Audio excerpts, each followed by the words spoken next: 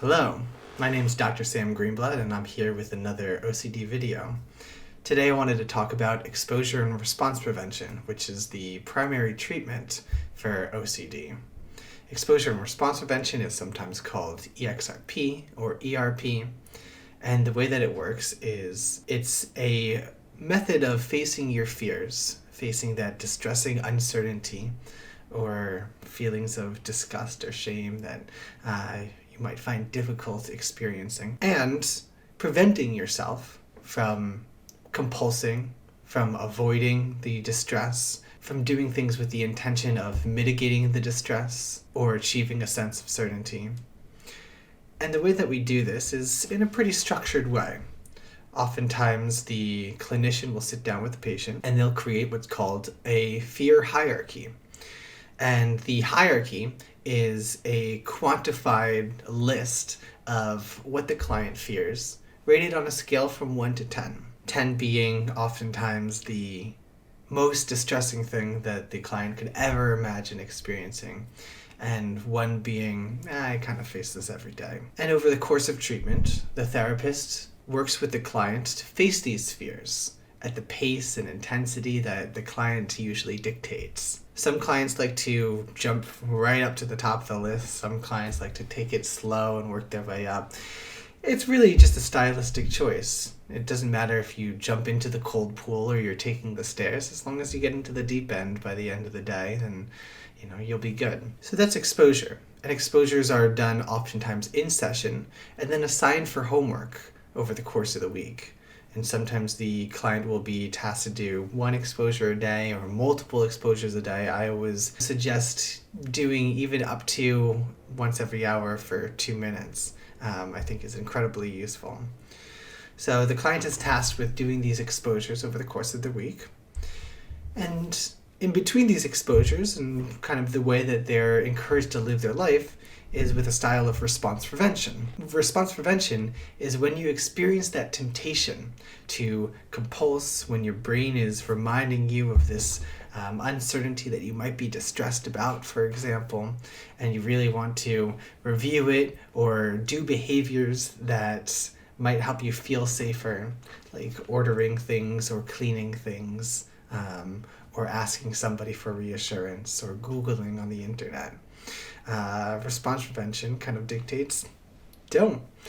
Letting yourself feel that distress and feel that discomfort without responding to it is response prevention. We're preventing ourselves from maladaptively responding to the stimuli.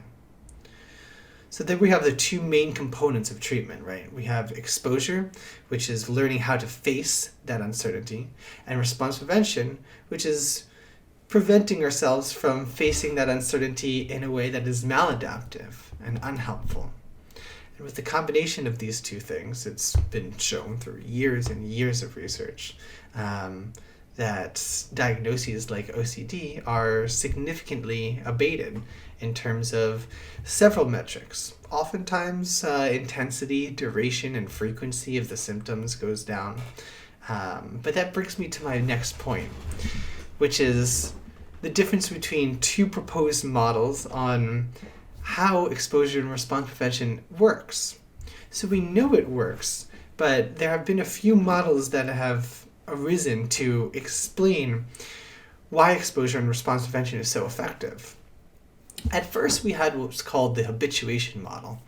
And with the habituation model, it's proposed that by exposing yourself to a certain stimulus over and over, so if I'm afraid of a dog, and I sit in a room with a dog multiple times a day for a few weeks, my associations will change around that dog. Because I'm not catering to that broken alarm system that's going off and telling me that the dog is dangerous, the habituation model proposes that the signals will stop being sent of danger, danger, because the brain recognizes that we're not responding to it, and because we're not pairing the emergency alarm broadcast with a emergency reaction, like avoidance or mentally protecting ourselves by reassuring. We break the association between those 2 components and the signal of emergency diminishes in its frequency.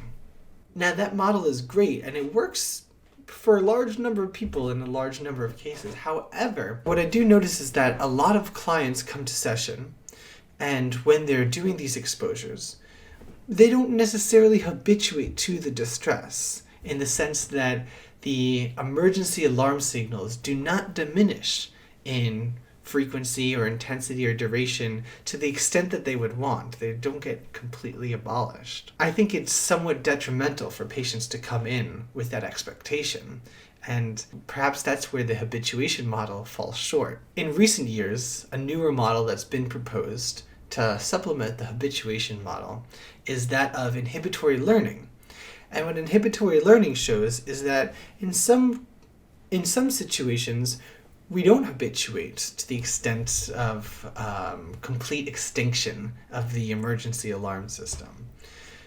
The inhibitory learning model works off of theories of learning that show that learning does not replace other learning, older learning. We can't delete associations that we've created. So, for example, my association of fear and the dog might always be there. But exposure and response prevention still works, even when we don't completely habituate. So how does this happen? How can it still work if we're not habituating to the stimulus 100%? Well, the inhibitory learning model shows that through doing exposure and response prevention, what we learn is that we can tolerate that amount of distress, that we could change our relationship with that degree or intensity of distress, and learn to be able to survive the distress and not really judge it at all or let it affect our day-to-day life or our choices, no matter what form it takes. So with these two models, the habituation model, the inhibitory learning model, I think different models are useful for different individuals. Some individuals come to therapy and they habituate completely, and the degree of distress that they were experiencing falls to very negligible levels. To other individuals, they don't experience that same level of habituation, but through the inhibitory learning model, they learn how to skillfully manage whatever level of distress is automatically coming, and the end result is the same. They're able to live a happy, healthy, peaceful life that they appraise as, a very positive experience and a life worth living. But I think that it's really important to be aware of both of these models, because people who have heard of OCD from older sources might only be aware of the habituation model and face those frustrations when going through therapy. So I hope that this was a helpful outlining of exposure, response prevention, habituation models, and inhibitory learning models. If you have any questions, you could always email me at my contact information below. And I also do individual sessions in New York and provide some services through online platforms. You could always contact me through my information below. And I hope you have a great day and good luck on your mental health journey.